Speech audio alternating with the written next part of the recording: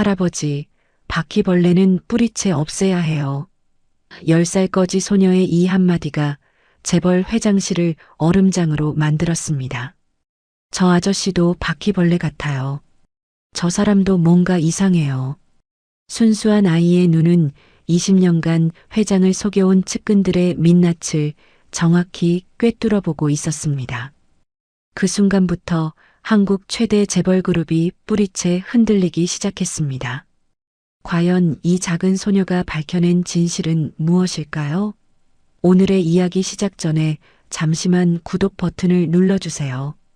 영상 제작에 큰 힘이 됩니다. 그럼 이야기 바로 시작하겠습니다. 서울 한복판 강남구의 우뚝선 대성그룹 본사 앞 68세 강민호 회장이 검은 벤츠에서 천천히 내렸습니다. 회색 정장을 단정하게 차려입은 강민호의 얼굴에는 평소와 같은 권위 있는 표정이 서려 있었어요. 회장님, 오늘 일정이 빠듯합니다. 45세 비서실장 차동욱이 서류 가방을 들고 따라오며 말했습니다. 차동욱은 20년간 강민호 곁을 지킨 측근이었어요. 강민호가 본사 로비를 향해 걸음을 옮기던 그때였습니다. 건물 모퉁이에서 작은 신음소리가 들려왔어요. 아파요. 강민호가 발걸음을 멈추고 소리가 난 쪽을 바라보았습니다. 헝클어진 머리에 더러운 옷을 입은 10세 정도의 소녀가 벽에 기대어 쓰러져 있었어요. 아이의 얼굴은 창백했고 입술은 바싹 말라 있었습니다. 회장님, 저런 아이는 신경 쓰지 마시고 가시죠. 차동욱이 강민호의 팔을 살짝 잡아 끌며 말했습니다. 하지만 강민호는 움직이지 않았어요. 저기 누가 쓰러져 있는데 그냥 지나갈 수는 없지. 강민호가 아이에게 천천히 다가갔습니다. 유나가 고개를 들어 강민호를 바라보았어요. 맑고 순수한 눈동자였습니다. 아저씨, 안녕하세요. 유나가 작은 목소리로 인사했습니다. 얘야, 괜찮니? 어디 아픈 곳은 없고? 강민호가 무릎을 꿇고 유나와 눈높이를 맞췄어요. 배가 너무 고파요. 유나가 배를 움켜쥐며 말했습니다. 강민호의 마음 한편이 먹먹해졌어요. 이때 주변에 있던 경비원들과 직원들이 하나둘 몰려들기 시작했습니다. 모두들 웅성거리며 수군거렸어요. 회장님께서 왜 저런 아이를, 거지 같은 아이네. 차동욱이 불편한 표정을 감추지 못하며 시계를 보았습니다.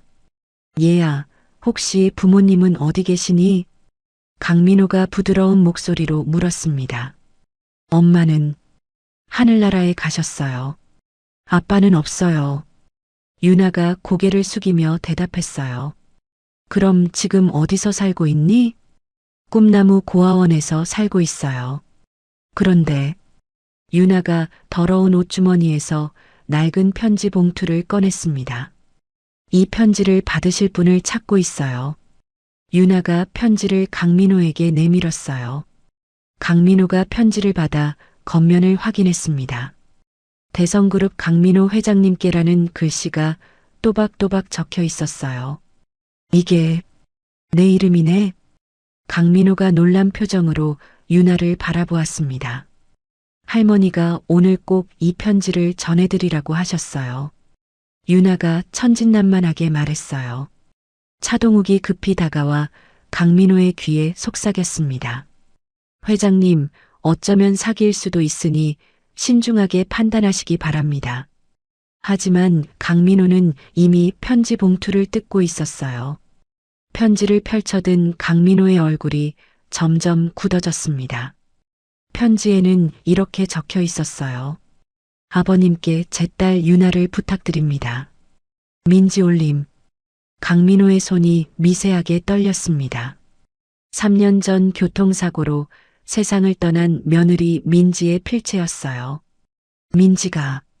강민호가 작은 소리로 중얼거렸습니다. 편지에는 민지가 혼자 유나를 키우며 겪었던 어려움과 강민호에게 미안하다는 내용이 적혀 있었어요.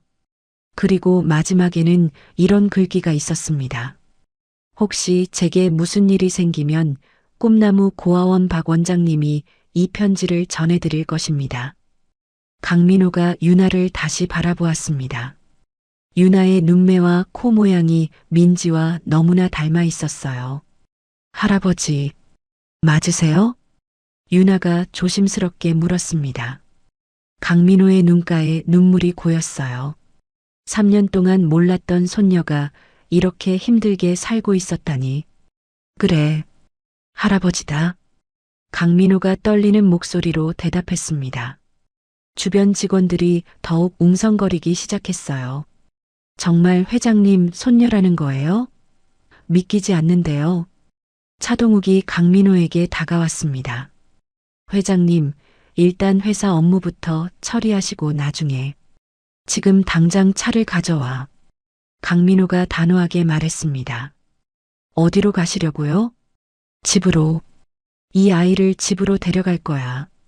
강민호가 유나의 작은 손을 잡았어요. 얘야, 할아버지 집에 가자. 맛있는 밥도 먹고 따뜻한 잠자리도 마련해 줄게. 유나의 얼굴에 환한 미소가 번졌습니다. 정말요? 할아버지 집에 가도 돼요? 당연하지. 넌 내 손녀니까. 강민호가 유나를 일으켜 세웠어요. 차동욱이 마지못해 차를 불렀습니다. 검은 벤츠가 건물 앞에 멈췄어요. 강민호가 유나의 손을 잡고 차로 향했습니다. 주변 사람들의 시선이 모두 이들에게 쏠려 있었어요. 회장님, 정말 괜찮으신 건가요? 차동욱이 마지막으로 걱정스럽게 물었습니다. 걱정하지 마. 내가 알아서 할 일이야. 강민호가 유나와 함께 차에 올랐어요. 차 안에서 유나가 강민호를 바라보았습니다. 할아버지, 정말 저를 데려가 주시는 거예요? 그럼, 이제부터 넌 할아버지와 함께 살 거야. 강민호가 유나의 머리를 쓰다듬었습니다. 유나의 눈에서 눈물이 흘러내렸어요. 하지만 그것은 기쁨의 눈물이었습니다. 차는 강남의 거대한 저택을 향해 달려갔어요. 창밖으로 스쳐 지나가는 풍경을 바라보며 강민호는 생각했습니다. 3년 전 며느리를 잃은 슬픔이 이렇게 작은 천사를 통해 위로받을 줄은 몰랐어요. 다음 날 아침 대성가의 식당에 아침 식탁이 차려졌습니다. 유나가 어제와 같은 더러운 옷을 입고 식탁에 앉으려 하자 박수진이 벌떡 일어났어요. 잠깐 그렇게 더러운 옷을 입은 채로 식탁에 앉으면 안 됩니다. 박수진의 목소리가 차갑게 울렸습니다. 유나가 당황해서 멈춰 섰어요. 어제도 말씀드렸잖아요. 최소한의 예의는 지켜야죠. 박수진이 팔짱을 끼며 말했습니다. 강준석도 신문을 보며 냉담한 시선을 유나에게 보냈어요. 수진 말이 맞아. 아무리 그래도 기본은 지켜야지. 이때 강민호가 계단을 내려오며 상황을 파악했습니다. 무슨 일이냐? 아버님, 이 아이가. 됐다. 유나야, 할아버지 옆에 앉아라. 강민호가 유나를 자신 옆 의자로 안내했어요. 오늘 병원에 가서 검사부터 받자. 그리고 새 옷도 사주고. 강민호가 유나의 머리를 쓰다듬으며 말했습니다. 할아버지, 정말요?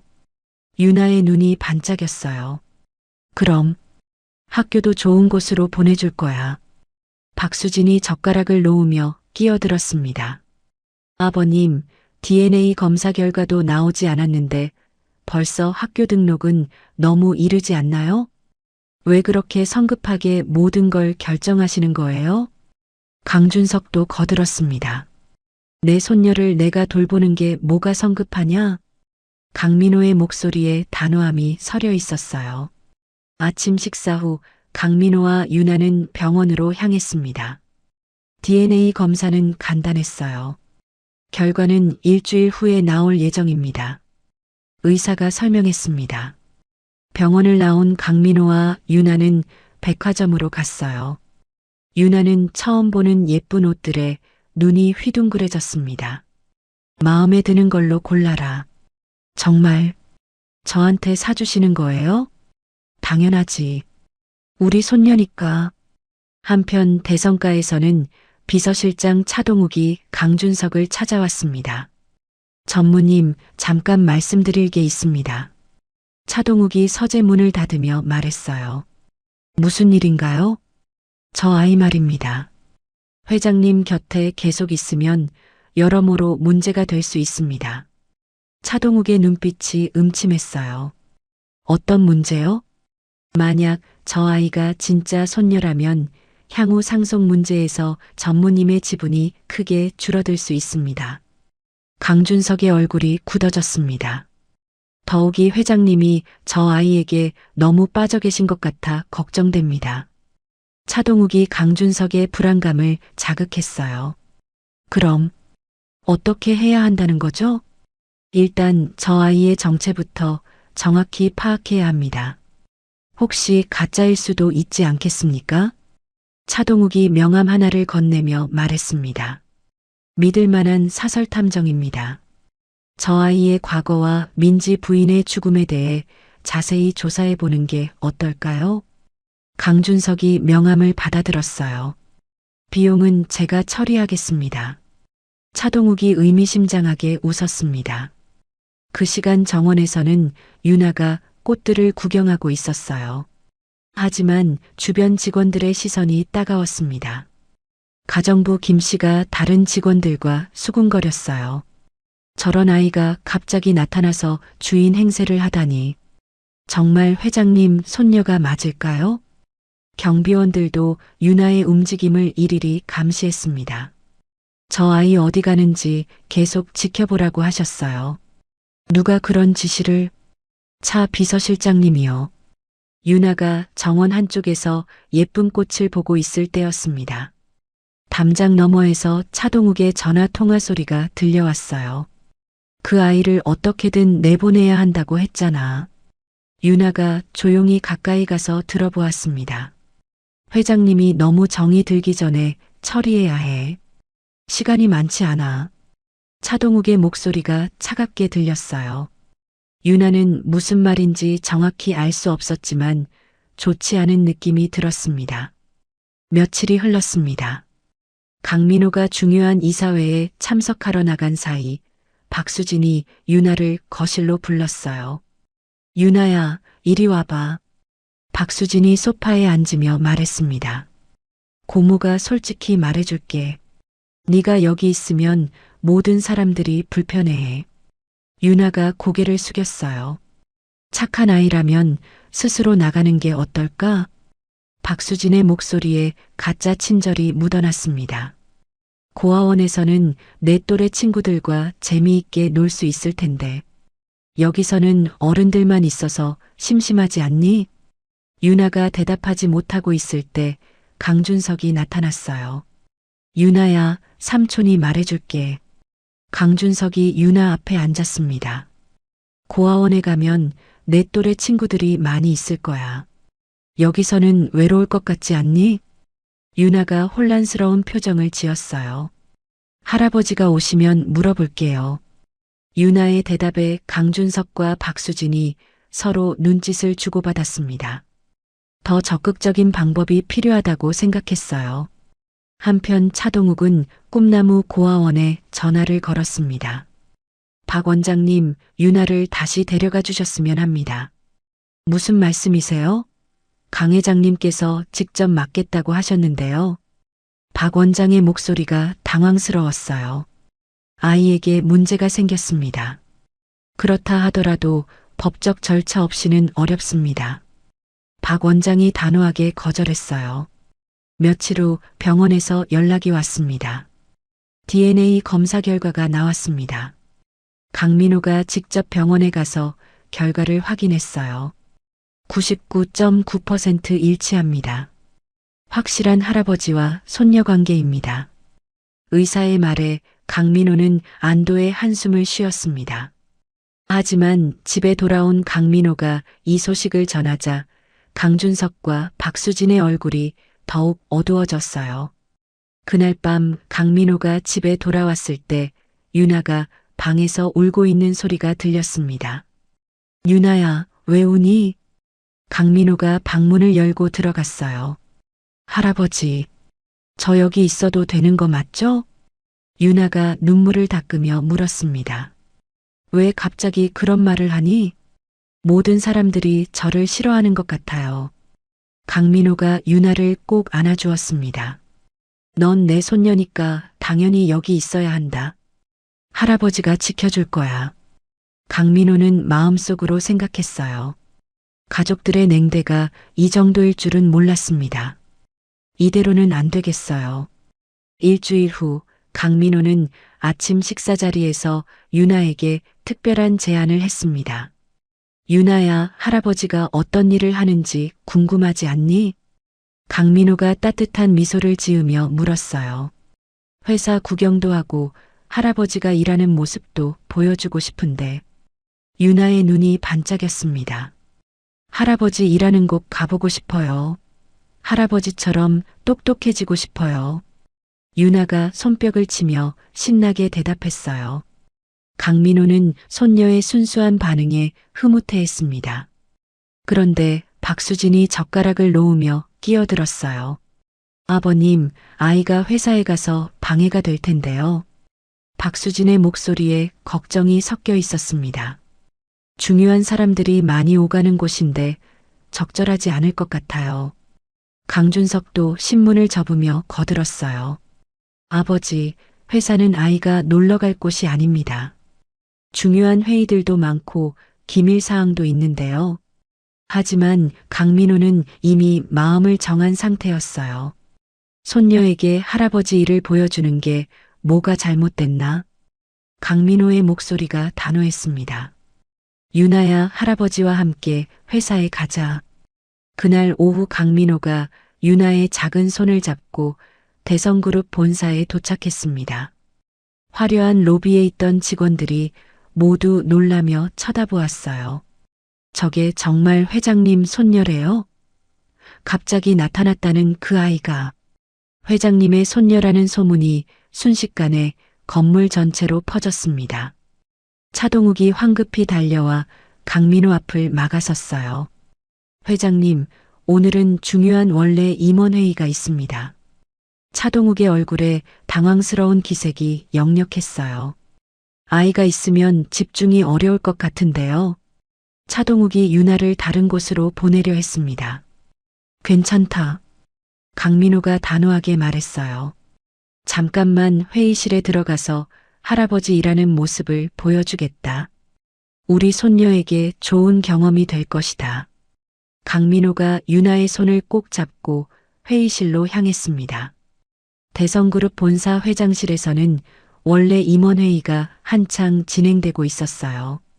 재무 담당 박철수와 영업 담당 이상호를 비롯한 주요 임원들이 모여 있었습니다. 회의실 문이 열리며 강민호가 유나의 손을 잡고 들어왔어요. 잠깐 우리 손녀를 소개하겠습니다. 강민호의 말에 회의실 안의 모든 임원들이 당황하여 술렁였습니다. 어머, 정말 손녀분이시군요. 처음 뵙겠습니다. 유나는 강민호 곁으로 다가가 회의 테이블 위의 사람들을 하나씩 신기하게 바라보았어요. 이렇게 많은 어른들이 한자리에 모인 모습은 처음이었습니다. 차동욱이 급히 일어나 상황을 정리하려 했어요. 죄송합니다, 회장님. 차동욱이 허리를 굽히며 말했습니다.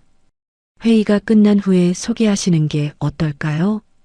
차동욱이 유나를 내보내려 하자 유나는 무서워서 강민호 뒤로 숨었어요. 재무 담당 임원 박철수가 불쾌한 표정으로 입을 열었습니다. 회의 중에 아이가 들어오면 기밀 유지에 문제가 있지 않겠습니까? 다른 임원들도 고개를 끄덕이며 동조했어요. 그렇습니다. 회의 내용이 외부로 새어나갈 수 있어요. 유나가 회의실 안의 사람들을 차례로 둘러보았습니다. 그때 갑자기 유나의 입에서 놀라운 말이 터져 나왔어요. 할아버지, 바퀴벌레는 뿌리채 없애야 해요. 유나의 큰 목소리가 회의실에 울려 퍼졌습니다.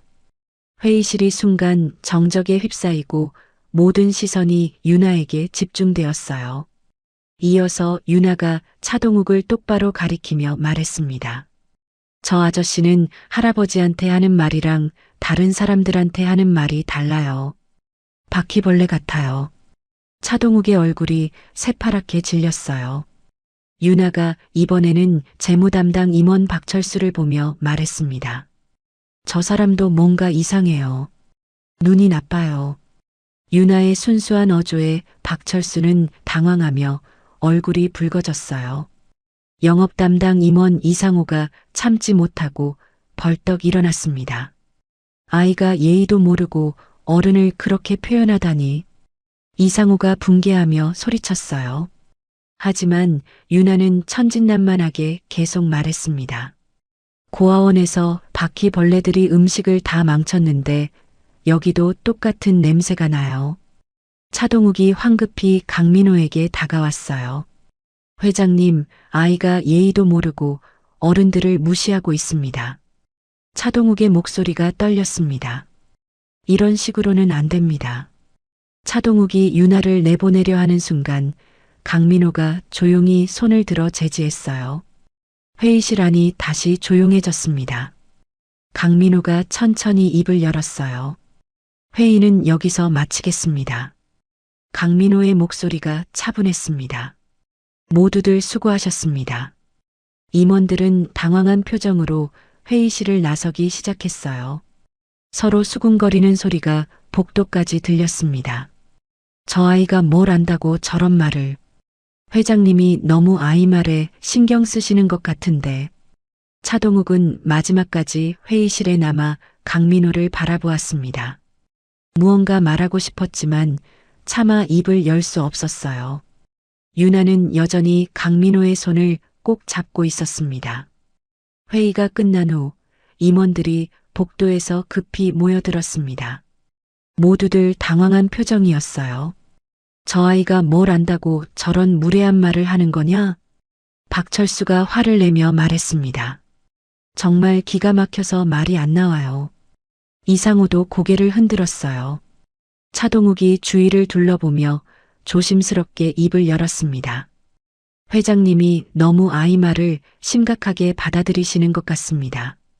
차동욱의 목소리에 우려가 섞여 있었어요. 박철수가 의심스러운 눈빛으로 말했습니다. 혹시 누군가 아이를 이용해서 우리를 견제하려는 건 아닐까요? 너무 교묘한 것 같습니다. 이상호가 고개를 끄덕이며 거들었어요. 맞습니다.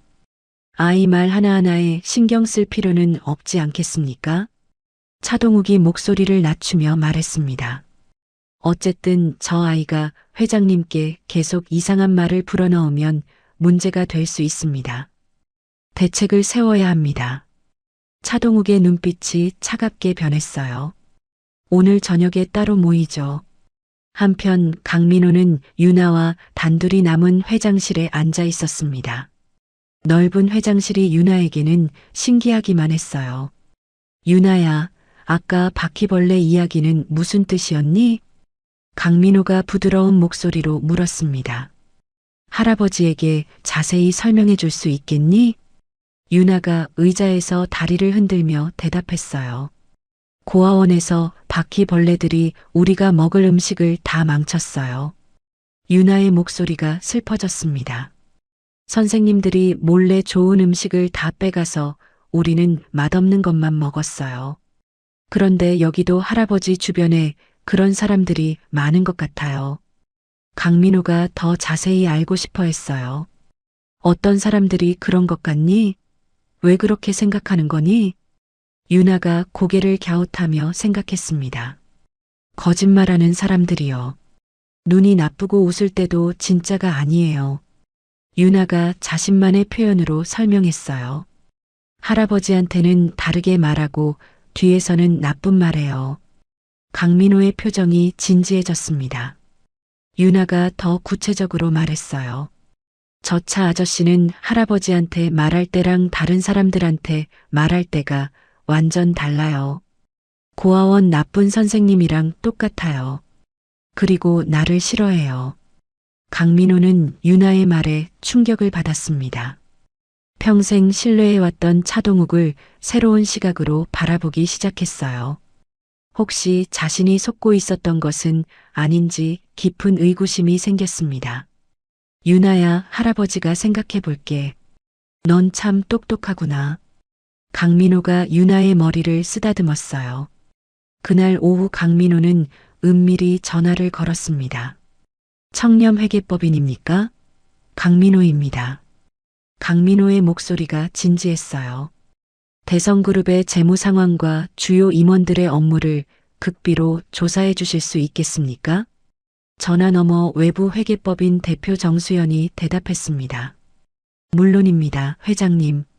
극비 조사이니만큼 철저한 보안을 유지하겠습니다. 정수연의 목소리가 신중했어요.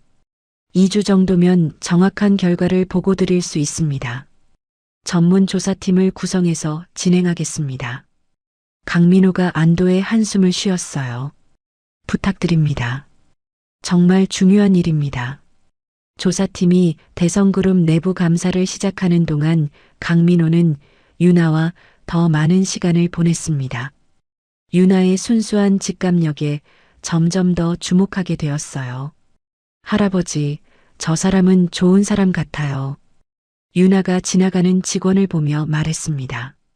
어떻게 알지? 웃을 때 진짜로 웃어요. 눈이 따뜻해요. 유나의 말이 신기했어요. 며칠 후 강민호의 서재로 1차 중간 보고서가 도착했습니다. 강민호가 봉투를 뜯어 보고서를 읽기 시작했어요. 비서실장 차동욱의 법인카드 사용 내역과 접대비 지출에 심각한 문제점들이 발견되었다고 적혀 있었습니다. 이게 무슨... 강민호의 손이 떨렸어요. 보고서에는 차동욱이 개인 용도로 회사 자금을 사용한 흔적과 허위 영수증 처리가 자세히 기록되어 있었습니다. 의심스러운 거래처들과의 금전적 연결고리도 상세히 나와 있었어요. 더 놀라운 것은 재무 담당 임원 박철수가 허위 계약을 통해 개인 이익을 챙겼다는 내용이었습니다.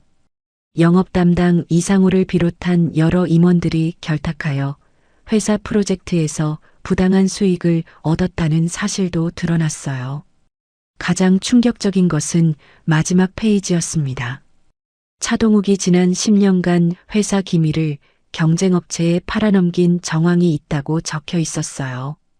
총 50억 원에 달하는 횡령 증거까지 발견되었다는 내용이었습니다. 이럴 수가. 강민호는 조사 결과에 충격을 받았습니다. 유나의 말대로 자신 주변이 모두 바퀴벌레들이었다는 사실을 받아들여야 했어요. 평생 쌓아온 신뢰가 한순간에 무너지는 절망감이 밀려왔습니다. 그날 밤 유나가 강민호의 서재를 찾아왔습니다. 할아버지, 왜 슬퍼요? 유나가 강민호의 손을 잡으며 물었어요. 나쁜 사람들 때문에 속상해요? 유나의 순수한 위로에 강민호의 눈가가 촉촉해졌습니다. 강민호가 유나를 꼭 안아주었어요. 유나야, 할아버지가 깨달았어. 이제 정말로 바퀴벌레들을 뿌리째 제거해야겠구나. 강민호의 목소리에 단단한 결심이 서려 있었습니다. 2주 후 강민호는 비상임원회의를 소집했습니다. 차동욱과 문제의 임원들을 모두 한자리에 모았어요. 강민호가 회의실에 들어서자마자 문을 잠갔습니다. 임원들이 의아한 표정을 지었어요. 오늘은 특별한 회의입니다. 강민호가 차분하게 말했습니다. 여러분의 모든 비리가 낱낱이 드러났습니다. 강민호의 목소리가 회의실에 울려 퍼졌어요. 차동욱이 당황하며 벌떡 일어났습니다. 회장님, 무슨 말씀이신지 이해가 안 됩니다. 차동욱의 목소리가 떨렸어요. 혹시 오해가 있으신 것은 아닙니까? 하지만 차동욱은 이미 강민호의 표정에서 진실을 깨달았습니다. 강민호가 가방에서 두꺼운 서류 뭉치를 꺼내 테이블에 펼쳐놓았어요. 차동욱의 법인카드 사용 내역과 허위 영수증들이 가득했습니다. 20년간 나를 속이며 회사를 좀먹었던 모든 증거들입니다. 강민호의 목소리가 단호했어요. 경쟁업체와의 거래 증빙 서류들도 하나씩 테이블 위에 놓였습니다. 재무담당 임원 박철수가 급히 해명하려 했어요. 이것은 오해입니다, 회장님. 박철수의 얼굴이 새하얗게 질렸습니다. 모든 지출은 정당한 업무상 필요에 의한 것이었습니다. 강민호가 또 다른 서류를 꺼내 보여주었어요. 은행 거래 내역이었습니다. 그럼 이것도 업무상 필요였습니까? 영업 담당 이상호가 마지막 발악을 시도했습니다. 회장님, 저희 없이는 당장 회사 운영에 차질이 생길 것입니다. 이상호가 협박 섞인 경고를 했어요. 신중하게 생각하시기 바랍니다. 하지만 강민호는 전혀 흔들리지 않았습니다. 차동욱이 마지막으로 협박을 시도했어요. 회장님, 제가 없으면 회사의 모든 비밀이 외부로 새어나갈 수도 있습니다. 강민호가 차갑게 웃었습니다. 그런 비밀이라면 차라리 없는 게 낫다. 강민호의 대답이 단호했어요. 이제 차동욱과 문제 임원들이 서로를 비난하기 시작했습니다. 책임을 떠넘기려 애썼어요. 저는 차 비서실장이 시키는 대로만 했습니다. 무슨 소리야? 네가 먼저 제안했잖아. 강민호가 손을 들어 정적을 만들었습니다. 유나가 말한 대로 바퀴벌레들을 뿌리째 제거하겠습니다. 강민호의 목소리가 차갑게 울렸어요. 오늘로 모든 것이 끝납니다. 강민호가 즉석에서 발표했습니다. 차동욱 비서실장, 박철수 재무이사, 이상호 영업이사. 강민호가 한 명씩 이름을 불렀어요. 모두 해고합니다. 횡령 자금은 전액 반환하고 법적 처벌도 받을 것입니다. 차동욱이 위협적인 눈빛을 보내며 말했습니다. 회장님, 언젠가 후회하실 겁니다. 차동욱의 목소리가 차갑게 떨렸어요. 강민호는 전혀 두려워하지 않았습니다. 그동안 당신들 때문에 진짜 충성스러운 직원들이 묻혀 있었다는 것을 이제야 깨달았습니다. 정직한 사람들로 새로운 경영진을 구성하겠습니다. 강민호의 선언이 끝나자 차동욱과 임원들이 회의실을 나갔어요. 모두 절망적인 표정이었습니다. 대청소가 끝난 후 강민호는 유나와 함께 회사 옥상 정원을 산책했습니다. 서울 시내가 한눈에 보이는 아름다운 곳이었어요. 유나야, 내 덕분에 할아버지가 새로운 눈을 갖게 되었다. 강민호가 유나의 작은 손을 잡으며 말했습니다. 너는 할아버지의 구원자야. 유나가 환하게 웃으며 대답했어요. 할아버지, 이제 바퀴벌레들 없어서 기뻐요. 깨끗한 회사가 됐네요. 이제 좋은 사람들만 남았어요. 강민호는 평생 처음으로 진정한 마음의 평화를 느꼈습니다. 유나 덕분이었어요. 며칠 후 대성그룹의 새로운 경영진이 취임했습니다. 그동안 실력을 인정받지 못했던 정직하고 유능한 직원들이 중요 보직에 발탁되었어요. 회사 분위기가 완전히 바뀌었습니다. 새로 임명된 비서실장 김정우가 강민호 앞에서 포부를 밝혔어요. 회장님, 앞으로는 투명하고 정직한 경영을 위해 최선을 다하겠습니다. 다른 신임 임원들도 각자의 정직한 비전을 제시했습니다. 저희는 회사를 위해 정말 열심히 일하겠습니다. 직원들이 자랑스러워할 수 있는 회사를 만들겠습니다. 강민호는 유나를 정식으로 입양하기로 했습니다. 법적으로 완전한 손녀로 만들 생각이었어요. 유나를 위해 최고의 교육 환경을 준비하겠습니다. 강민호가 할아버지로서의 책임을 다짐했어요. 유나의 DNA 검사 결과는 이미 나와 있었습니다.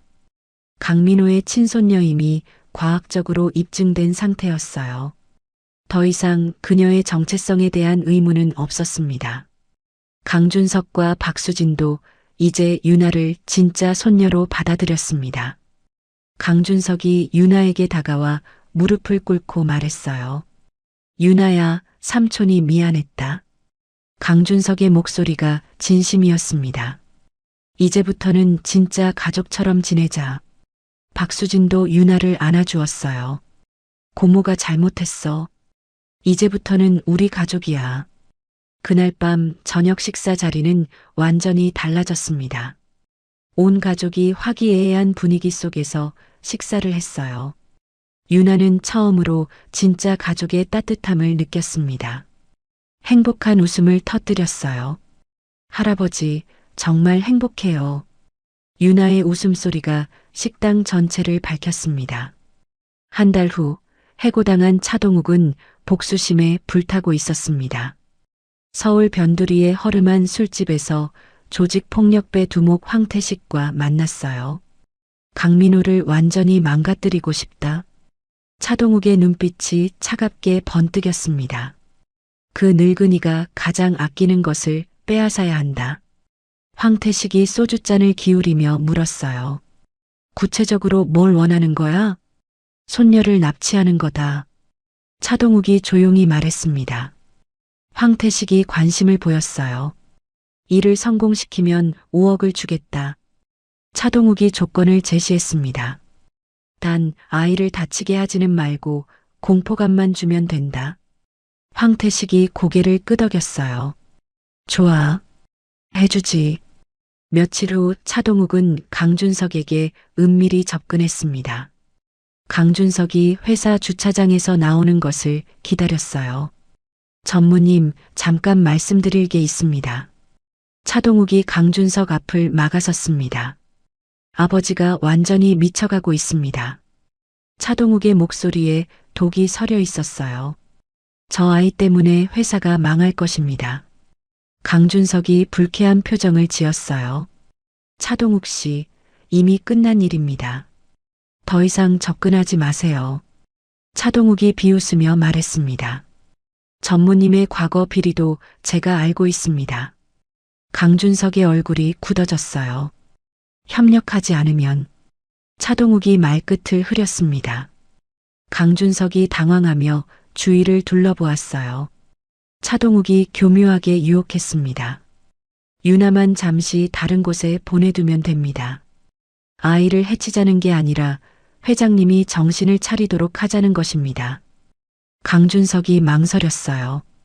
결국 강준석이 어쩔 수 없이 동의했습니다. 절대 아이를 다치게 하면 안 됩니다. 차동욱이 내심 승리감을 느꼈어요. 당연하죠. 걱정하지 마세요. 강준석이 떨리는 목소리로 물었습니다. 뭘 해야 하나요? 유나의 학교 시간과 경로만 알려주시면 됩니다. 차동욱이 음흉하게 웃었어요. 강준석이 고민 끝에 정보를 넘겨주었습니다. 차동욱은 이 정보를 바탕으로 납치 계획을 구체화했어요. 어느 날 오후 유나가 새로 다니기 시작한 명문 초등학교에서 돌아오고 있었습니다. 밝은 표정으로 집을 향해 걸어가고 있었어요. 갑자기 검은 승용차가 유나 앞에 멈춰 섰습니다. 정체불명의 남자 3명이 차에서 내렸어요. 아가씨, 잠깐만. 한 남자가 유나에게 다가왔습니다. 유나가 무서워서 뒤로 물러섰어요. 싫어요. 저 몰라요. 유나가 소리치며 도망치려 했지만 남자들이 그녀를 강제로 차에 태웠습니다. 살려주세요. 할아버지. 유나의 비명소리가 거리에 울려 퍼졌어요. 주변 상인이 이 광경을 보고 급히 119에 신고했습니다. 여기 아이 납치범이 있어요. 하지만 이미 차는 빠른 속도로 사라진 후였어요. 번호판도 가짜로 확인되었습니다. 학교에서 유나가 정시에 오지 않는다는 연락을 받은 강민호가 급히 집으로 돌아왔습니다. 유나가 어디 있어? 강민호가 다급하게 물었어요. 아직 학교에서 안 왔는데요. 가정부 김 씨가 대답했습니다. 강민호가 즉시 경찰에 신고했어요. 온 집안이 순식간에 아수라장이 되었습니다. 우리 유나를 찾아야 해. 강민호가 절규했습니다. 경찰 수사가 시작되었지만 단서를 찾기 어려웠어요. 차동욱이 사전에 CCTV 사각지대를 이용한 치밀한 계획을 세웠기 때문이었습니다. 강민호는 극도의 불안감에 휩싸였어요. 밤이 되어도 유나가 돌아오지 않았습니다. 강민호는 평생 처음으로 진짜 가족을 잃을 수도 있다는 공포감을 느꼈어요.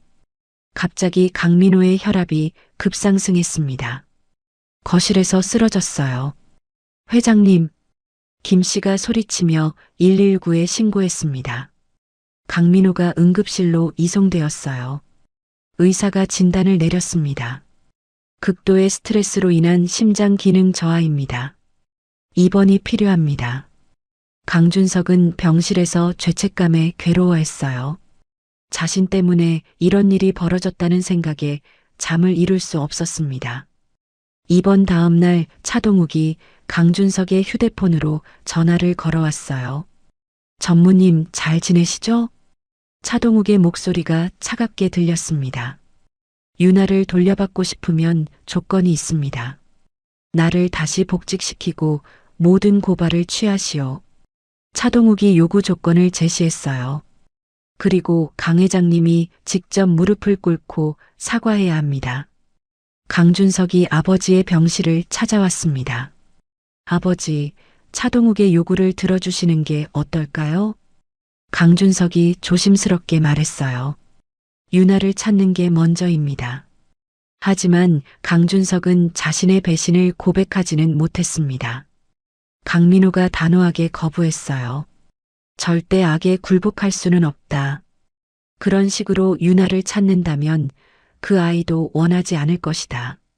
강민호의 목소리에 확신이 서려 있었습니다. 정정당당하게 찾아야 한다. 한편 낡은 창고에 갇힌 유나는 무서워하면서도 용기를 잃지 않았어요. 할아버지가 꼭 나를 찾아주실 거야. 유나가 혼자 중얼거렸습니다. 할아버지는 바퀴벌레들한테 지지 않아. 유나는 틈을 타 탈출할 방법을 찾으려 했어요.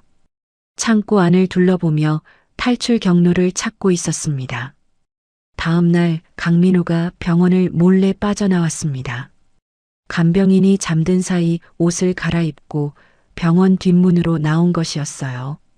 새로 임명된 비서실장 김정우와 신뢰할 만한 경호팀장 서대철을 급히 불렀습니다. 내 목숨을 걸고라도 유나를 구해내겠다. 강민호의 목소리에 절박함이 묻어났어요.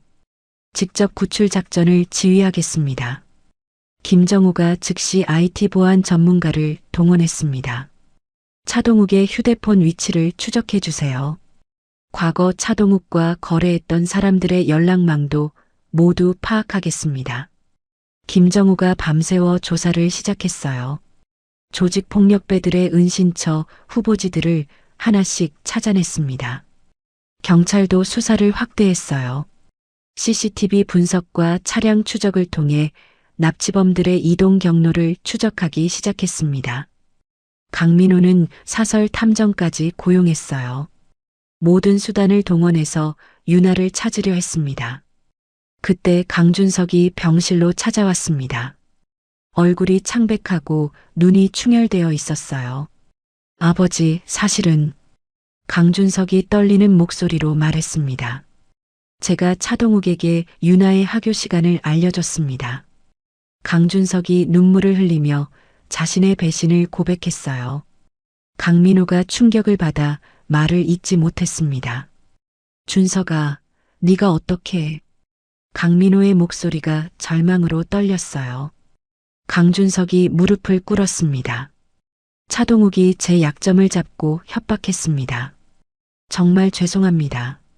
제가 유나를 위험에 빠뜨렸습니다. 한편 낡은 창고에서 유나는 기지를 발휘하고 있었어요. 감시자들이 잠든 틈을 타서 움직였습니다. 묶인 밧줄을 의자 모서리에 비비며 풀려고 시도했어요. 조금씩 밧줄이 느슨해졌습니다. 그때 차동욱이 갑자기 나타났어요. 이 꼬마가 뭘 하고 있는 거야? 차동욱이 유나를 발견하고 화를 냈습니다. 얌전히 있지 않으면 할아버지도 위험해진다.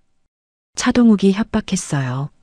하지만 유나는 용감하게 맞섰습니다. 할아버지는 나쁜 사람들한테 절대 지지 않아요. 바퀴벌레들은 반드시 벌 받아요.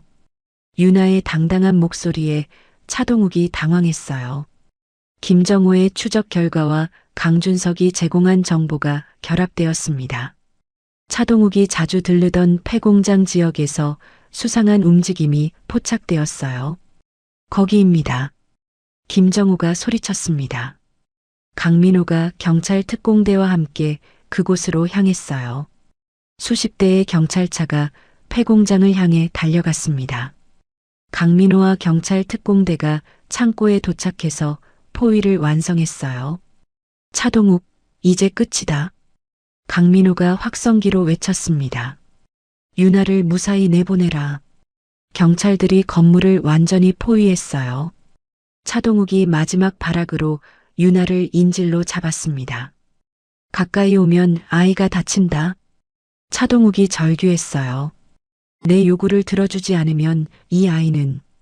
그 순간 유나가 재빠르게 차동욱의 손을 뿌리치고 도망쳤어요. 할아버지. 유나가 강민호를 향해 달려갔습니다. 경찰 특공대가 즉시 차동욱과 황태식을 비롯한 공범들을 모두 제압했어요. 납치 사건이 완전히 해결되었습니다. 유나와 제외한 강민호가 눈물을 흘렸어요. 유나야, 할아버지가 너를 지켜주지 못해서 미안하다. 강민호가 유나를 꼭 안으며 사과했습니다. 정말 무서웠지? 유나가 오히려 강민호를 위로했어요. 할아버지가 구해주셔서 고마워요. 저는 할아버지를 믿었어요. 강준석이 아버지와 유나 앞에 무릎을 꿇었습니다. 아버지, 유나야, 제가 잘못했습니다. 강준석의 목소리가 떨렸어요. 차동욱의 협박에 못 이겨서 유나를 위험에 빠뜨렸습니다. 평생 후회하며 살겠습니다. 강민호는 아들의 고백에 실망했지만 용서했어요. 이제야 진실을 말해줘서 고맙다. 앞으로는 어떤 일이 있어도 서로에게 정직하자. 박수진도 유나에게 다가와 진심으로 사과했습니다. 미안해, 유나야. 박수진이 유나를 안으며 말했어요. 삼촌이 잘못해서 네가 무서운 일을 당했구나. 이제부터는 진짜 고모가 되어 너를 지켜줄게. 며칠 후 재판이 열렸습니다. 차동욱과 황태식 일당이 납치, 협박, 횡령, 조직폭력배와의 결탁 등의 혐의로 중형을 선고받았어요. 강준석도 공모 혐의로 처벌받았지만 자수한 점을 참작하여 선처되었습니다. 사건이 모두 해결된 후 강민호의 건강도 빠르게 회복되었어요. 유나가 환하게 웃으며 말했습니다. 이제 정말로 바퀴벌레들이 다 없어졌네요. 우리 가족만 남았고 모두 착한 사람들이에요. 유나의 웃음소리가 집 전체에 울려 퍼졌어요. 진정한 평화가 대성가에 찾아온 것이었습니다. 1년 후 대성그룹은 완전히 새로운 모습으로 거듭났습니다. 정직한 경영과 투명한 회계 시스템 덕분에 업계에서 모범적인 기업으로 인정받았어요. 매출과 주가도 크게 상승하여 진정한 성공 기업으로 자리 잡았습니다. 강민호가 유나의 조언을 받으며 특별한 일을 시작했어요. 할아버지, 유나희망재단이라는 이름 어떠세요? 유나가 천진난만하게 제안했습니다. 정말 좋은 이름이구나. 강민호가 흐뭇하게 웃으며 대답했어요. 전국 고아원과 소외계층 아동을 위한 장학 사업을 대폭 확대했습니다. 매년 수백 명의 아이들을 지원하게 되었어요. 유나는 명문 초등학교 4학년이 되어 전교 1등을 유지하는 우등생으로 성장했습니다.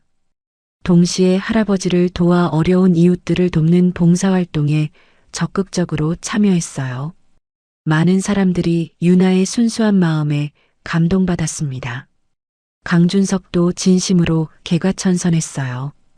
회사 일에 성실히 임하며 정직한 경영 방침을 충실히 따랐습니다. 임직원들의 신뢰를 얻는 훌륭한 경영자로 거듭나 부사장으로 승진했어요. 박수진도 완전히 변화했습니다. 유나를 친딸보다 더 아끼며 유나의 학교 행사와 봉사활동에 적극적으로 참여하는 자랑스러운 고모가 되었어요. 어느 따뜻한 봄날 강민호와 유나가 함께 꿈나무 고아원을 방문했습니다.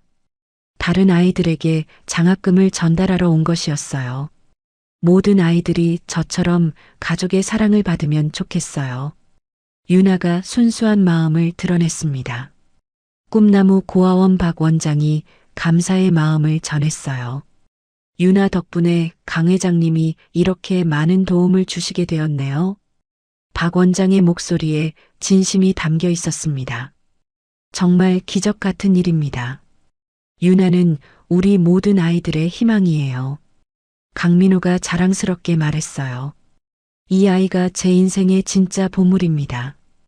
유나가 없었다면 저는 계속 거짓된 사람들에게 속고 살았을 겁니다. 강민호의 목소리에 감사함이 묻어났어요. 이 아이가 저에게 진실을 가르쳐 줬어요. 고아원 아이들이 유나를 둘러싸고 물었습니다. 유나 언니, 우리도 언니처럼 좋은 가족 만날 수 있을까요? 유나가 환하게 웃으며 희망을 전했어요. 물론이에요. 착한 마음을 가지고 있으면 반드시 좋은 일이 생겨요. 저녁에 대성가의 따뜻한 거실에서 온 가족이 모였습니다. 유나의 미술 숙제를 함께 도와주고 있었어요. 유나가 그린 그림에는 할아버지와 함께 웃고 있는 행복한 가족의 모습이 담겨 있었습니다. 깨끗한 회사 건물도 그려져 있었어요.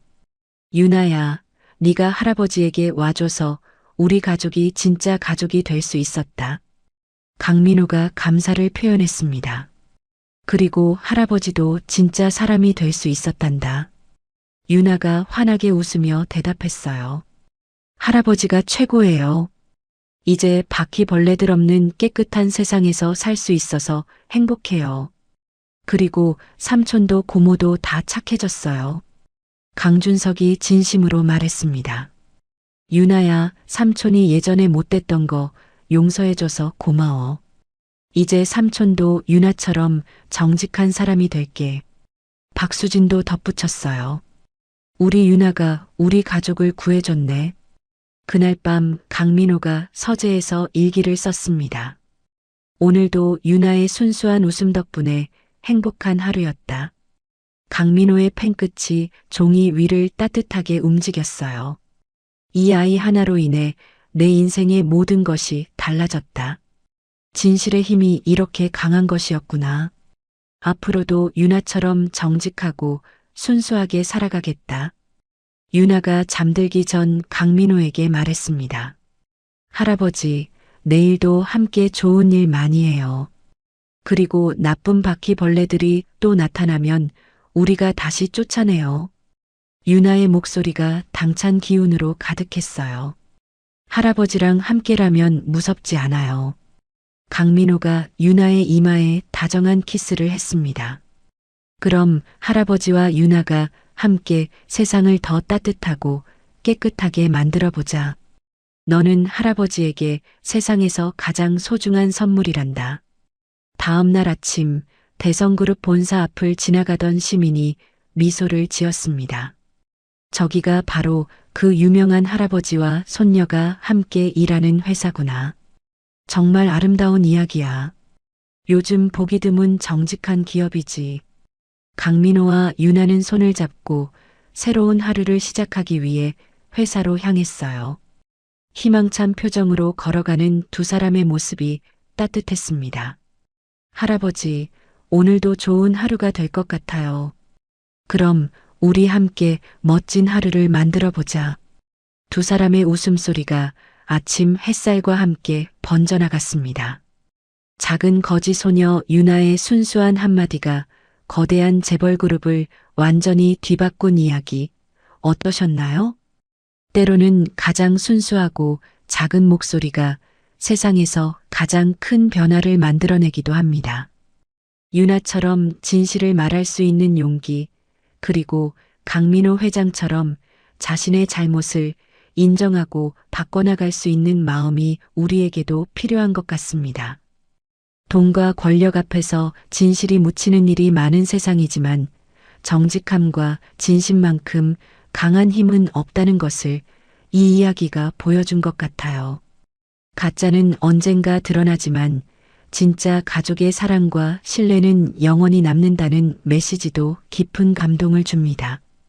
바퀴벌레들이 모두 사라진 깨끗한 세상에서 할아버지와 손녀가 함께 걸어가는 마지막 장면처럼 우리 모두의 일상도 더욱 따뜻하고 진실된 관계들로 채워지기를 바랍니다.